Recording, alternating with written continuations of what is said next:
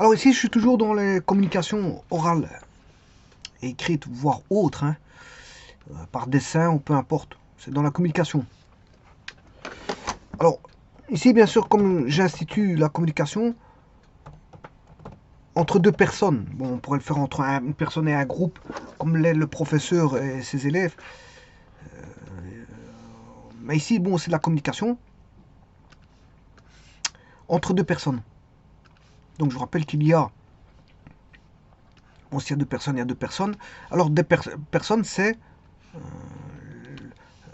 la personne, elle est. Il y a l'être, le paraître, bien sûr, il y a l'avoir, tout ce qu'elle possède. Bon, elle possède des habitations, des voitures, des meubles, du personnel, elle possède voilà, beaucoup de choses. Mais disons que la communication, c'est un échange entre deux personnes où on a par exemple l'émetteur qui envoie un message au récepteur. C'est un message codé, bien sûr, avec du signifiant et signifié. On va dire c'est comme ça, avec du signifiant et du signifié. Donc il y a une signification derrière. Bien sûr, il y a des filtres. Il y a des filtres. Il y a un référent. Voilà, il y a un contexte. Il y a voilà un écosystème. Écosystème. Donc la personne est en relation avec soi-même pour avoir une intention et donner voilà pour envoyer son message codé. Donc elle a une intention et on mesure par rapport à l'intention l'effet voilà, du récepteur par rapport à l'intention qui est l'émetteur dans un écosystème. Alors, il y a un point de vue, de gros points de vue. Bien sûr, il y a le point de vue du contenu avec le signifiant et signifié. Bien sûr, dans un cadre interpersonnel, dans un environnement interpersonnel, c'est-à-dire dans un écosystème, donc qui va faire intervenir ce qu'on appelle les émotions. Émotions. Il y a les émotions de la personne ici, bien sûr, de l'émetteur, les émotions de la personne ici, et l'échange se fera à partir de ça. Et donc, ici, je propose un exercice. Voilà, d'abord, quand il y a un échange, je vais mettre tous des qualificatifs d'émotion dans la communication, c'est-à-dire, il y a un état de conscience. Alors, la communication, si par exemple un patient parle avec un psychiatre ou un psychologue, enfin avec un psychiatre, ben, elle le fait dans un état de conscience et le but de cet état de conscience, c'est pour mesurer, je veux dire, voilà, les propos. Les propos, c'est pour évaluer les propos émis par, on va dire, le patient. Donc le psychiatre va écouter, il va faire de l'écoute, un travail d'écoute avant de parler. Il va écouter, bien sûr, le patient. Donc l'émetteur, c'est le patient. Alors le psychiatre, il est là. Ça, dans un premier temps, il est récepteur. Après, il parlera s'il veut, mais voilà. Mais, donc, c'est-à-dire qu'ici, on est dans avec un patient avec ses pleins états d'âme. Pleins états d'âme. Donc, elle va décrire ses états d'âme, ses états de conscience, ses perceptions, je veux dire, du moment et de ce qu'elle a vécu, de ce qu'elle vit, de ce qu'elle, voilà, de tous ces états émotionnels de conscience qui peuvent se reproduire à ce moment-là au niveau de l'échange avec le psychiatre. Mais en vérité, ce cas de figure-là, bon, si la personne est impatient, c'est qu'elle a une maladie, donc on comprend qu'elle a voilà, des points de vue émotionnels négatifs. Mais en réalité, dans toute communication entre deux personnes, je m'excuse, dans toute communication entre deux personnes, il y a toujours un échange avec des émotions. Cette personne-là aura des émotions, celle-ci aura des émotions. Alors, je vais mettre toute une panoplie d'états de conscience basée sur des émotions diverses. Et après, on va se poser quelques petites questions et de se demander au moment de, au moment de la relation, c'est-à-dire de l'échange, la relation, c'est-à-dire ben, de la discussion. S'il y a une discussion, s'il y a une intention avec un effet, voilà, il y aura une discussion. Donc attention que j'ai émetteur, elle va discuter avec un récepteur, mais après, inversement, le récepteur va devenir un émetteur qui va parler au récepteur. Donc il y a un échange, bon, le contenu, il va aller dans un sens, puis il va aller dans l'autre. Le message va passer d'un sens à l'autre. C'est ce qu'on appelle du bidirectionnel. C'est du voilà, bidirection dans un sens, émetteur vers récepteur, puis il y a un échange. Récepteur devient émetteur et l'émetteur devient le récepteur. On a l'échange en sens inverse, ce qu'on appelle un échange bidirectionnel. Qu'on retrouve bien sûr dans les systèmes de télécommunication entre deux ordinateurs qui permettent d'échanger. Voilà, l'un est émetteur et l'autre est récepteur. Et puis l'autre, le récepteur devient l'émetteur, l'ancien émetteur devient le nouveau récepteur. Voilà, c'est un changement d'état des lieux. Alors, donc ici, c'est un exercice qui est basé sur les états de conscience. Vous devez réfléchir pendant quelques minutes aux sentiments que vous éprouvez à un moment donné. Donc, vous devez réfléchir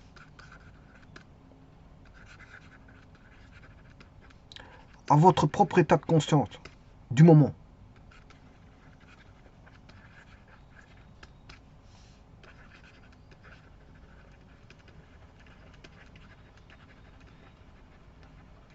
Au moment même, voilà. Et ça, vous le faites pendant quelques minutes. Alors pourquoi quelques minutes? C'est, voilà, peut-être que vous allez passer d'une émotion à l'autre, peut-être, ça c'est possible. Mais disons que, enfin, d'une émotion à une autre. Quelques minutes pour bien la cibler. C'est pour ça que je dis quelques minutes, c'est pour bien la cibler. Mais attention que vous pouvez changer d'un état d'émotion à un autre état d'émotion. Demandez-vous ce que vous ressentez. Quels sont, on va dire, les signaux de cette émotion. Voilà. Qu'elle provoque en vous. Quels sont les signaux qu'elle provoque en vous. Enfin, je dirais, choisissez dans une liste que je vais élaborer maintenant le mot qui convient le mieux à votre sentiment actuel.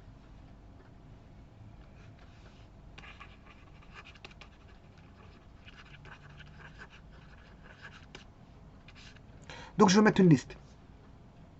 Après, vous allez vous demander quelles sont les choses qui vous font réagir de la sorte et qui vous font nommer justement votre émotion de telle façon. Ensuite, petit exercice, vous parlez à quelqu'un et vous vous rendez compte que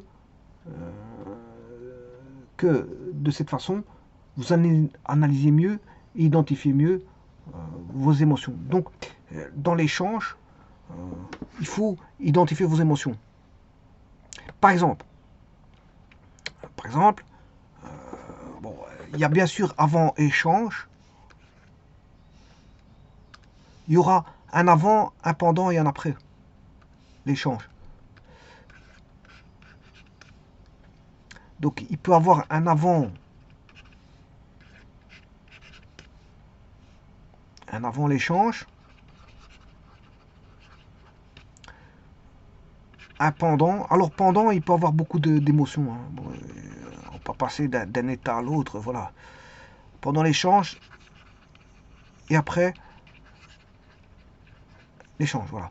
Donc il y aura un avant, un pendant et un après. Alors, un avant, il y aura peut-être aussi une multitude de facettes d'émotions.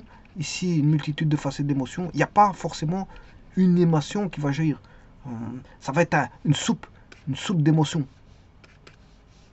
Dans l'échange, il y aura une soupe d'émotions. Voilà, on va passer à une soupe d'émotions. Alors, bien sûr, tout dépend des sujets discuter.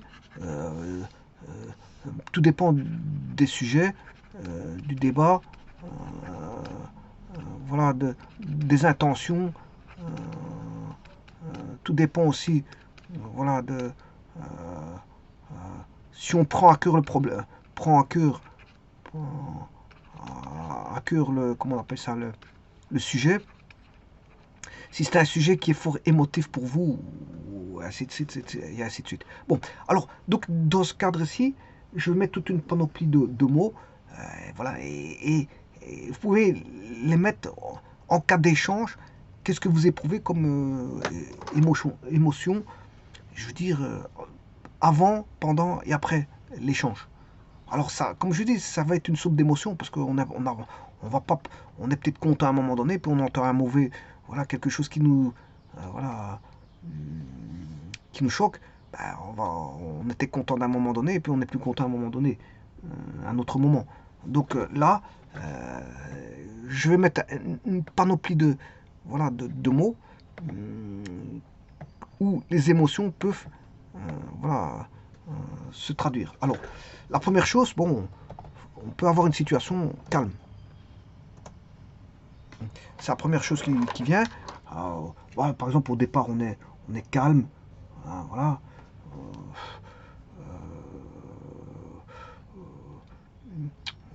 Ben, peut-être aussi nerveux. Hein. Peut-être, voilà. Donc, calme, peut-être ému.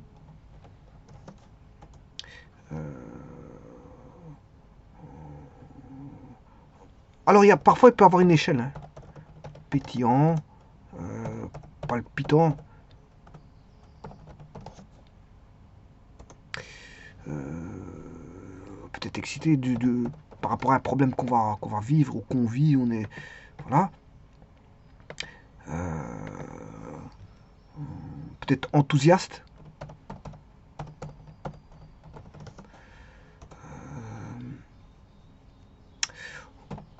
Réceptif. Bon, calme. On peut se la jouer avec tranquille. On est tranquille. Ouais, quelle émotion que toi, tranquille. Puis tout d'un coup, par rapport à un sujet, on est ambitieux, on veut dire beaucoup de choses, mais on finira par ne pas tout dire parce que, je veux dire, le débat ne s'y prêtait pas parce que, je veux dire, il y a quelqu'un qui a trop mis de barrières aux ambitions de la personne. Je veux dire, quand je dis c'est la personne qui va gérer le débat, elle va mettre trop de bâtons dans les roues dans l'ambition du personnage qui veut voilà, émettre ses idées. Alors, bien sûr, un débat, il y a toujours un timing. Hein. Sur une heure de temps, on ne peut pas être ambitieux et dire tout ce qu'on veut. Parce qu'il y a des gens, ils vont vouloir dire un livre, ils vont vouloir sortir un livre de leur bouche. Mais le problème, c'est qu'on n'a qu'une heure de temps pour le débat, donc on ne peut pas faire tout ce qu'on veut. Donc il faut répondre aux questions voilà, qu'on répond et pas plus. Celui qui veut plus, ben, il a qu'à écrire un livre ou énoncer ses idées sur Internet au travers voilà, d'un site où il permet aux autres voilà, d'avoir voilà, le restant de ces idées qui n'ont pas été développées à développer ailleurs. Donc trop ambitieux, c'est pas trop bon pour un débat parce que il y a un timing au débat. Donc trop ambitieux, c'est vouloir dire beaucoup de choses pour un temps qui est donné. Donc vous serez d'office stoppé et d'office recadré par rapport au débat. Alors on peut être occupé. Voilà, beaucoup de personnes sont occupées. Quand on leur explique des choses, elles ont l'air occupées. Notamment, je parle voilà, dans des auditoires. Beaucoup de personnes ont l'air de travailler leurs petites affaires, ou occupées de leur vie privée, ou travailler sur leurs petites affaires en allant chercher des références voilà, à droite à gauche sur des sites internet, etc., etc., pendant qu'on leur explique des choses. Donc, je veux dire, un professeur qui donne cours, bah, lui, il émet ses idées, il émet son contenu, mais le problème, c'est que d'autres personnes sont occupées peut-être à autre chose. Alors, pas forcément à parler, voyons pas toujours le négatif. peut-être occupée à aller voir des informations, voilà, dans un bouquin ou sur Internet. Donc, elle est occupée à quelque chose de positif. Voilà. Donc, l'enthousiasme, on peut partir avec un enthousiasme au départ et terminer avec, je veux dire, la fébrilité, de la nervosité, etc., etc. Alors, on peut être réceptif dans un premier temps et puis après ne plus être réceptif parce que si la personne en face raconte n'importe quoi, enfin, du point de vue du récepteur, si le récepteur perçoit, je veux dire, que l'émetteur a un contenu bidon, voire un contenu qui ne sied pas ou un contenu qui ne répond pas à ses aspirations, etc., etc., bah, il ne va pas être réceptif. Hein, je vous le dis tout de suite. Alors occupé, on peut être occupé, ambitieux, on peut être ambitieux. On peut commencer tranquille et terminer nerveux. Peut-être enthousiaste au départ, pétillant, palpitant, etc. Et puis terminer, je vais dire, excité. Excité ou, ou, ou commencer excité et terminer avec un calme. Tout dépend comment ça va se passer. Voilà, les débats. Alors on peut avoir des fébrilités. Fébrilité. On peut avoir, voilà, on peut avoir des émotions chaleureuses. Alors on parle d'un sujet bon, que tout le monde, on convoque, je veux dire, dans une table ronde ou un débat ou peu importe, qu'est-ce qui se passe? Tout le monde a le même point de vue. Bah, fatalement, si tout le monde a le même point de vue, ça a plus l'air chaleureux qu'autre chose.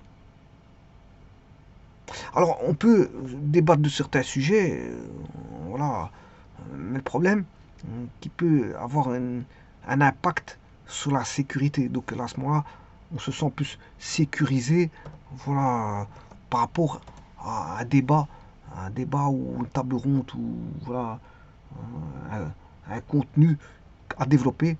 Voilà, on se sent sécurisé. Alors sécurisé, par exemple, quelqu'un va voir, bon, on lui dit bon, euh, il risque de perdre, voilà, le propriétaire dit que à son locataire qu'il risque de perdre sa maison. Parce que bon, peut-être que le propriétaire va vendre sa maison. Et donc le locataire, bon, il est en position d'insécurité parce que bah, il ne sait pas où il va loger, où il va trouver une maison. Voilà.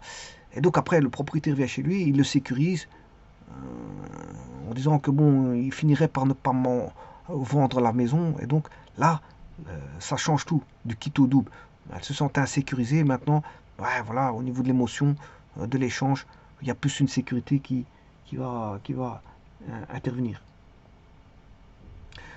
Alors on peut avoir un sentiment de satisfaction, voire le contraire, satisfaction, d'insatisfaction.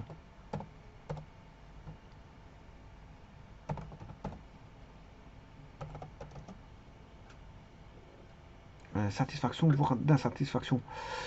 Alors, ce qui vient assez souvent, c'est la confiance. La confiance, l'estime. Alors, on peut avoir une estime de soi, voilà, une confiance, une estime de soi.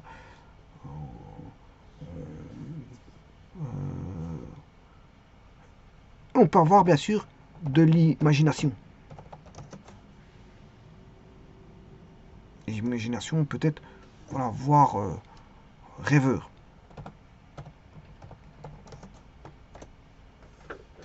Alors, c'est toutes des émotions voilà, qui peuvent intervenir.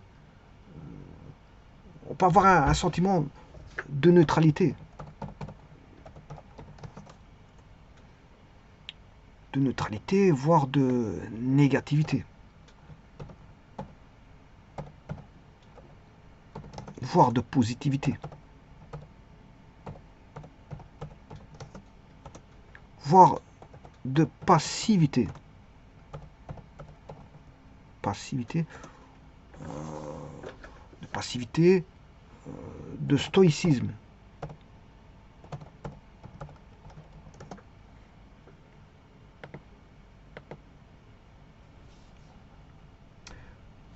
Alors peut-être, bon, par rapport à quelque chose qui va se passer, voilà, nerveux,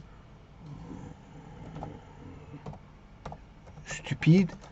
On peut paraître stupide par rapport à un débat ou voire gêné de certains sujets, gêné. Voire on peut entreprendre un sujet de conversation et être désolé de se tromper, par exemple. Donc il y a des émotions, vous voyez, l'impact des émotions peuvent être changeants, modulants, et peut-être variables. Voilà, à un moment donné, on est content, et puis tout d'un coup, on est triste. Voilà. Bon, peut-être, je veux dire, honteux. À un moment donné, voire coincé sur un sujet, ou voire blessé.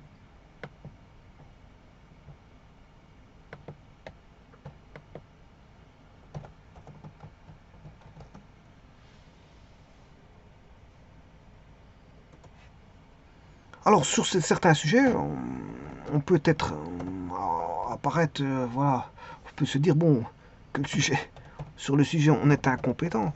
Voilà, ça s'entrevoir comme ça. Incompétent, voire compétent.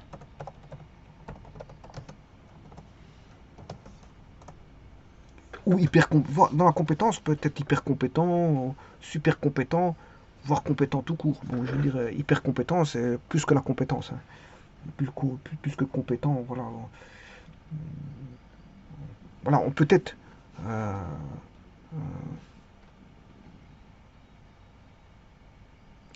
blessé, on peut être ahuri sur un sujet. C'est ahurissant comme sujet, donc on se retrouve, voilà, ahuri, dépité.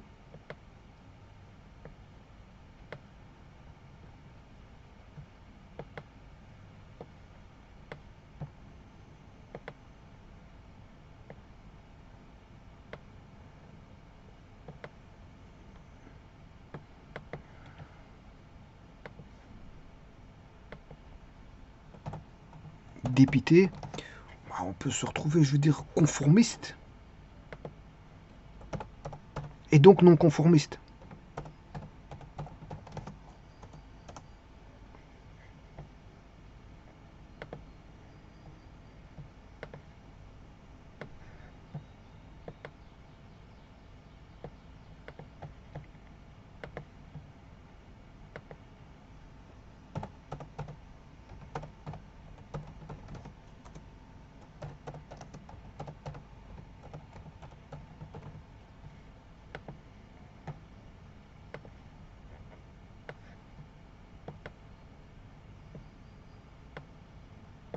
Alors, l'attitude, l'émotion peut-être voilà, taiseux ou bavard, taiseux, bavard, taiseux, voire bavard.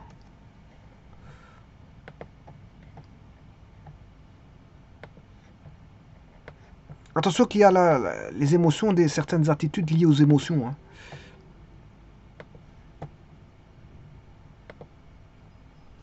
Alors je sais pas si j'ai mis député. On peut se sentir, voilà, euh, on peut se sentir ennuyeux, voire ennuyé.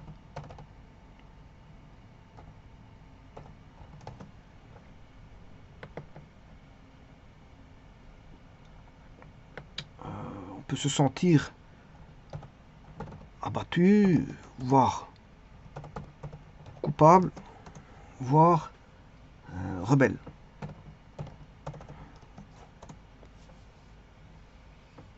On peut se sentir fatigué,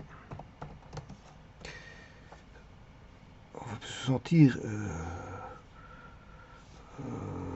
seul, isolé.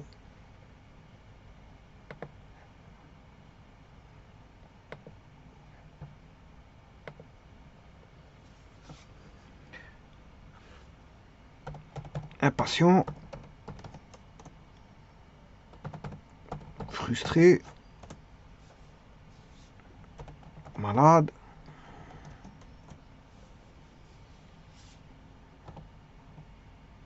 déplaisant, compatissant,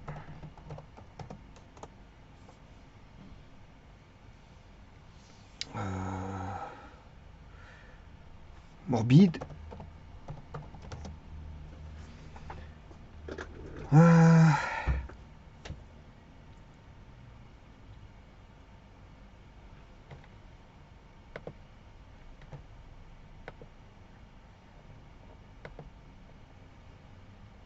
transgresseur,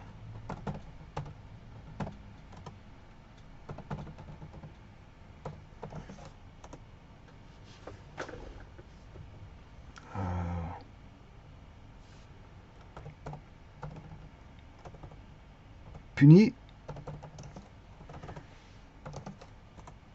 Attention, puni ou punisseur. On se sent punisseur.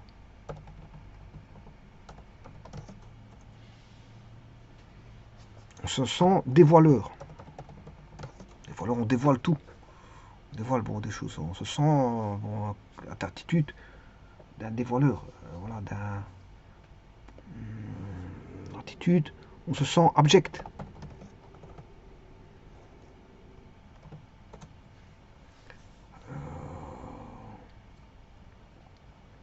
On se sent futile.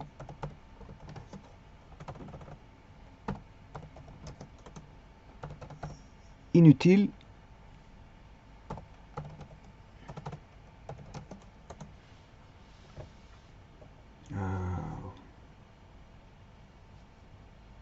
Participatif.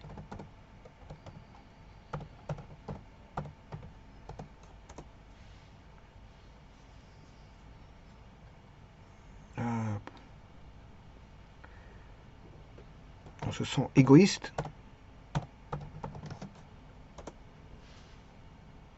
On se sent altruiste. Sur un sujet, on se sent nauséabond.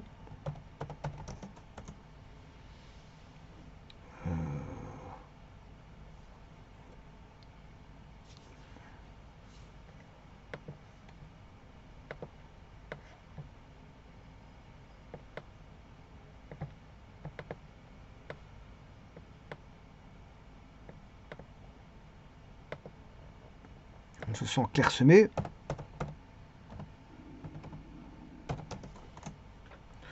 Bon, on se sent idiot.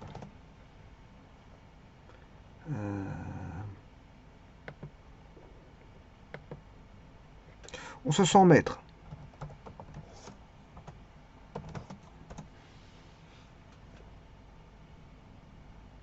On se sent intolérant. Comme on peut se sentir tolérant.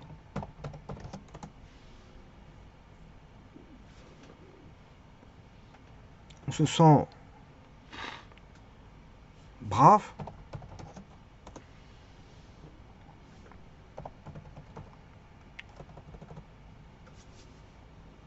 Dans l'émotion, on peut se sentir capable comme incapable.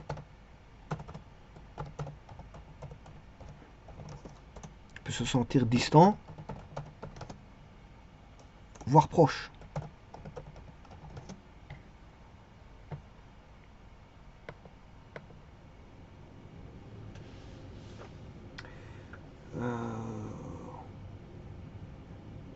On se sent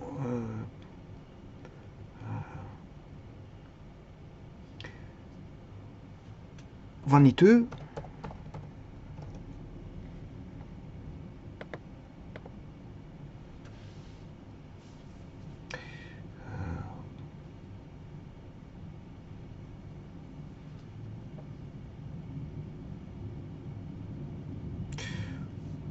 On se sent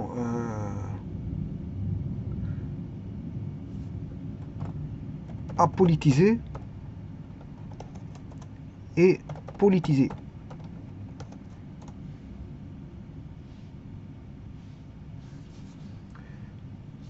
On se sent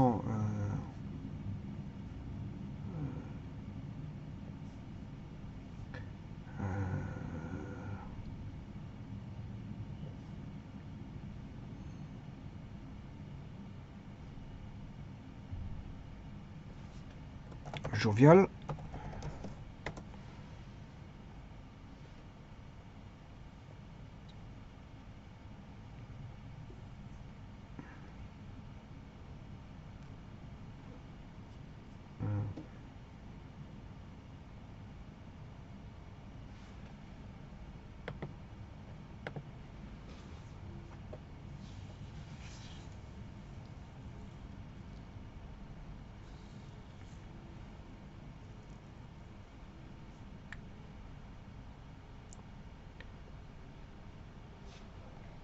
Atterré.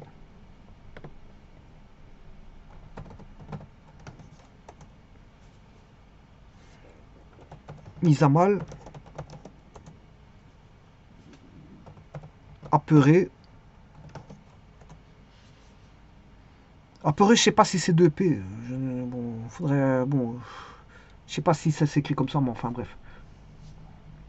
On se sent décousu.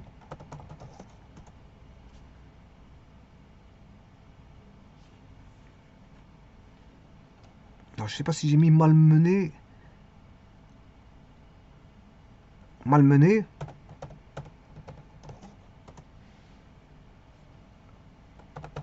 Intransigeant.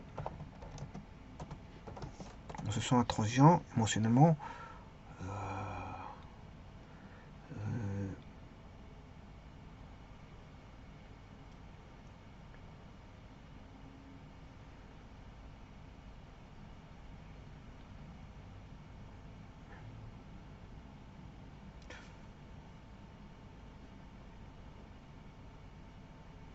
On se sent guerrier.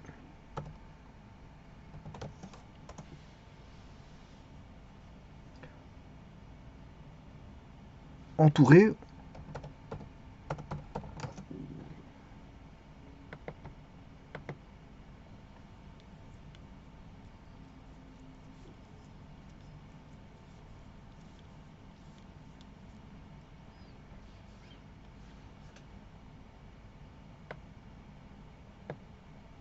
On se sent enrichi. On se sent appauvri d'une discussion. On peut ressortir enrichi ou appauvri d'une discussion en sortie de discussion. On se sent malmené, je ne sais pas si je l'ai mis, malmené. Si, malmené, je l'ai déjà mis. On se sent dépourvu.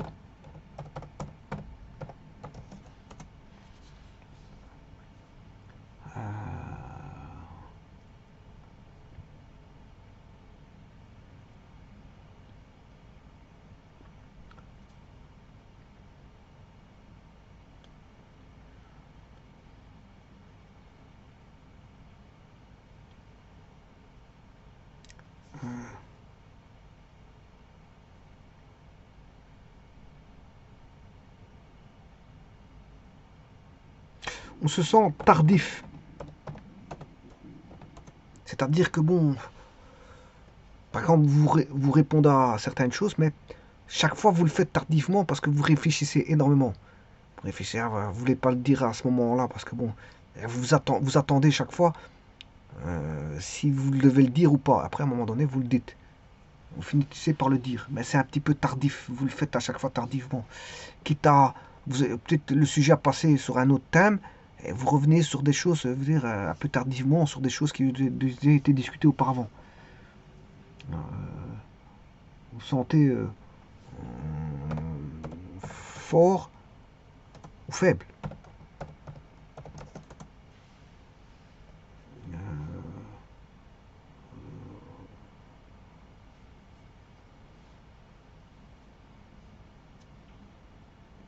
Vous sentez maniéré.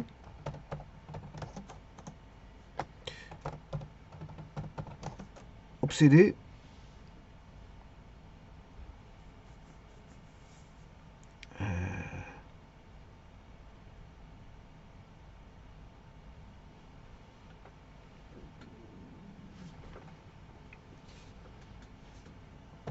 rompu.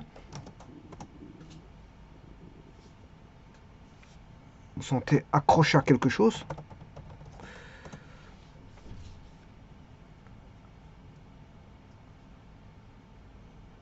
Et vous sentez mitigé. Voilà, j'ai mis suffisamment de mots, donc j'ai mis 2. Voilà. Alors si vous en avez d'autres, vous pouvez les rajouter. Voilà. Et donc, l'exercice, c'est de réfléchir quelques minutes, bien sûr, à tous ces sentiments-là que vous éprouvez à un moment donné. Bien sûr, avant une discussion, pendant une discussion ou après une discussion. Voilà. Et vous vous demandez qu'est-ce que vous ressentez, quels sont les signaux que cette émotion provoque en vous. Vous avez probablement des signaux. Voilà. Et comme je vous ai dit, vous choisissez sur la liste qui vient d'être élaborée le mot qui vous convient le mieux à votre sentiment actuel. Alors attention que, comme je l'ai dit, quand vous discutez, les sentiments peuvent changer, hein, ils vont être variables. Vous sentez à un moment donné politisé, et puis tout d'un coup, vous vous sentez apolitisé pour une raison ou une autre. Vous sentez jovial, et puis tout d'un coup, vous sentez que vous n'êtes plus jovial. Donc, ouais, je pourrais rajouter certaines choses. Puisque j'ai mis heureux.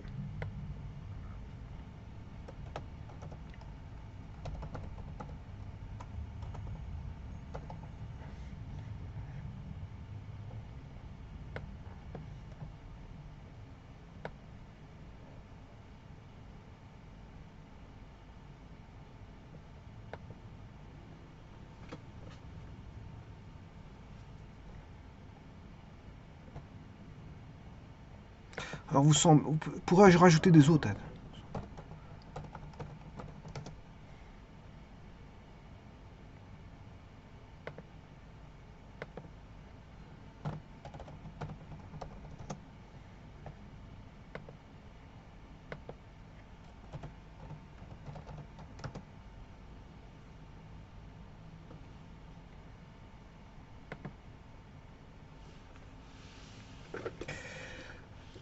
Donc vous voyez que...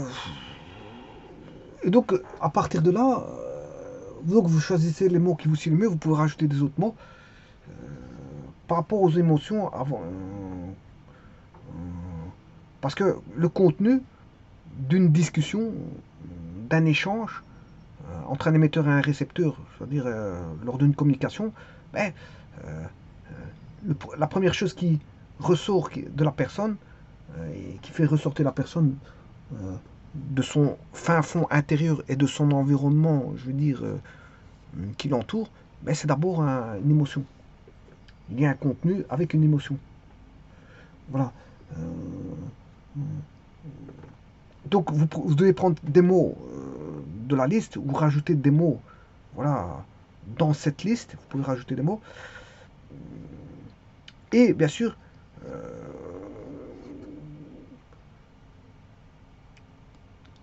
on va dire quelles sont les choses qui vous font réagir de la sorte. Est-ce que c'est le sujet dans le sujet, voilà, enfin dans le débat ou dans la discussion, dans l'échange, qu'est-ce qui vous fait réagir de la sorte et qu'est-ce qui vous font nommer votre émotion de telle façon. Et puis, bon, on demande je veux dire, l'exercice n'est pas terminé parce qu'il demande de parler à quelqu'un et de vous rendre compte que de cette façon, vous analysez mieux, identifiez mieux vos émotions. Il faut les identifier. Il faut les identifier. Voilà. Je vous remercie.